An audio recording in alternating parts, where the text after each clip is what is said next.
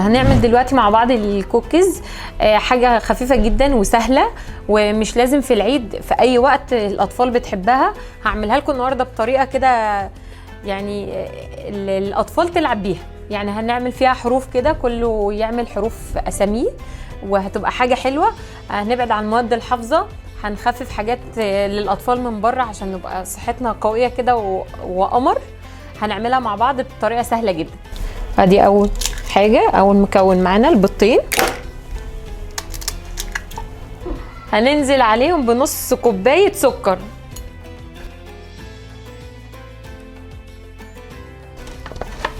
نضربهم جيد كده. بقى احنا فضلنا نضرب فيه السكر مع البيض لحد ما ابيض كده بالشكل ده. دي التركه بقى. بص، هو المفروض معلقه صغيره من الفانيليا. هنحط كده انا بحب احط كده يعني 5 نقط مثلا. هرجع نضربها تاني. طبعا دي بتضيع ريحه الزفاره تماما، وفي نفس الوقت بتدي ريحه حلوه جدا. معلقه معانا، معلقه كبيره من البيكنج باودر وحبه ملح اللي هم السنه، بنضيفهم كده وبننزل بكوب زيت بالطريقه دي. سهله جدا يا جماعه وخفيفه جدا، والاطفال بتحبها قوي، وبنشتريها من بره بالمبلغ الفلاني ومش عارفين مكوناتها ايه برضو. اما كده هتبقى انضف واحسن وافيد، مفيش مواد حافظه. طبعا احنا عارفين ان الحاجات دي بيتحط عليها مواد حافظه كتير عشان خاطر تقعد اكبر فتره ممكنه، فاحنا ممكن بنعمل الحاجات دي بامكانيات موجوده في البيت، وفي نفس الوقت حاجات بسيطه ونجدد كل شويه، نجدد بشكل. يعني انا النهارده جبنا مع بعض ايه الشوكليت ده، هنحطه عليه وفي نفس الوقت هنرسم بيه الحروف اللي احنا عايزينها. هتبقى حاجه جديده ومشجعه ان هم ياكلوا الحاجه من البيت، ما يجيبوش حاجات من بره. يا جماعه معانا دلوقتي 3 كوبايات دقيق، متشال منهم معلقه دقيق واحده، وبنضيف طبعا مع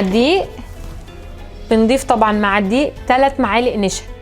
لو ما فيش 3 معالق، ما فيش نشا، بننزل ب3 معالق كاستر، وبنضيف كده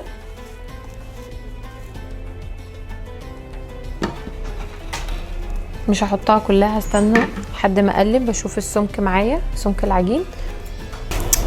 مش عارفه اعملها بدي، نعملها بايدينا عاديه.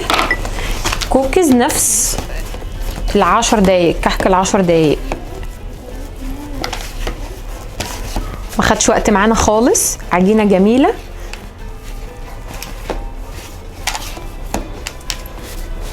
يعني للامانه انا ما حطيتش المعجون كله اللي هو السايل كله اللي هو البيض والحاجات اللي انا ضربتها في الخلاط مع بعض، عشان اشوف العجينه ايه هتتماسك معايا.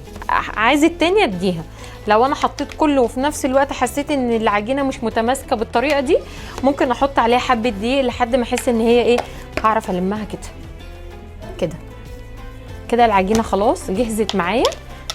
اغطيها بس تهدى شويه كده. بعد ما العجينه ارتاحت، هو احنا ما بنحاولش نعجن فيها كتير، بس ايه، هناخدها لفه صغننه كده اهي. خلاص بقت جاهزه معانا، متماسكه وفي نفس الوقت ايه، جميل. اهي ما بتشققش معانا. بصوا شكلها عامل ازاي. ما تحاولوش تعجنوا فيها كتير عشان ما تبقاش سايله، وفي نفس الوقت ايه، ما تبقاش جامده عشان ما تعجنش معانا. بصوا اصلا شكلها عامل ازاي، شكلها مغري جدا، شكلها جميل. انا عايزه اقول لكم للامانه، دي الحاجه الوحيده اللي انا اول مره اعملها معاكم، وما توقعتش ان هي تطلع جميله بالطريقه دي. بجد طلع حلوه قوي، وانا مبسوطه ان انا طلعتها من اول مره بالطريقه دي. فمش عايزه اي حد يقلق، اعملوها وان شاء الله تطلع حلوه قوي.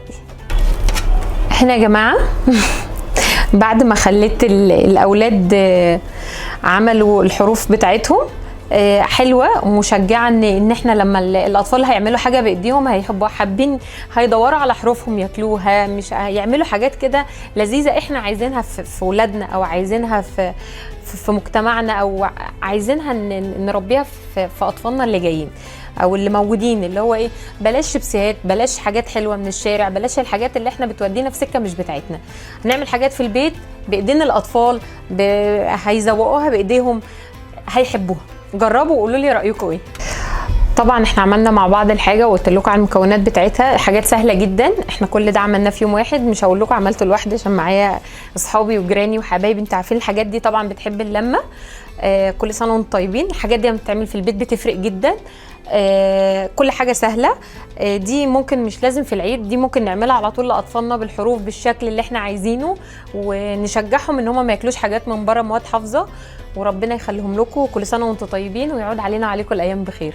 بحبكم قوي.